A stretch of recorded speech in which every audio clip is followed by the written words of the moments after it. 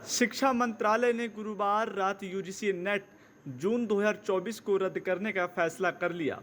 परीक्षा में सामने आई अनियमितता की वजह से परीक्षा रद्द कर दिया गया। केंद्र सरकार ने नए सिरे से परीक्षा कराने का ऐलान किया है।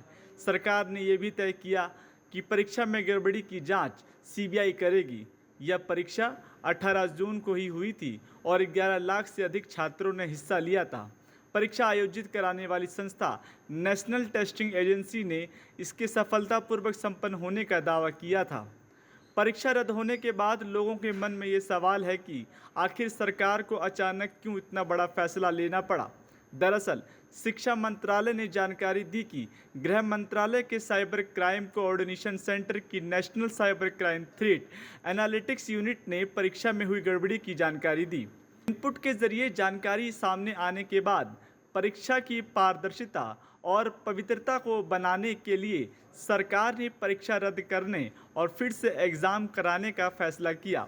सबसे बड़ा सवाल है कि जिन लोगों की वजह से पेपर लीक हुई या जिन अपराधियों की वजह से छात्रों का समय बर्बाद हुआ, उन्हें क्या सज़ा मिलेगी। कानून के मुताबिक पेपर लीक मामले में दोषी पाए जाने के बाद व्यक्ति को 10 साल की सज़ा और 1 करोड़ रुपए का जुर्माना लगाया जा सकता है।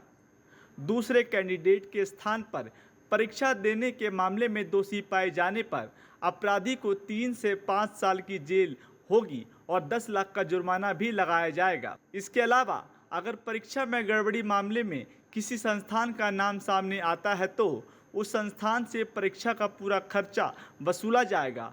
वहीं संस्थान की संपत्ति भी कुर्क की जा सकती है। उधर कांग्रेस के राष्ट्रीय अध्यक्ष मल्लिकार्जुन खड़गे ने शिक्षा मंत्रालय द्वारा यूजीसी नेट रद्द करने के आदेश के बाद सरकार की आलोचना की और जवाबदेही तय करने की मांग की। एक्स पर जारी एक पोस्ट में खड़गे ने कहा, नरेंद्र मोदी जी, आप परीक्षाओं पर खूब चर्चा करते हैं, लेकिन नीट परीक्षा पे चर्चा कब करेंगे। यूजीसी नेट परीक्षा रद्द होना लाखों छात्रों की जुनून की जीत है।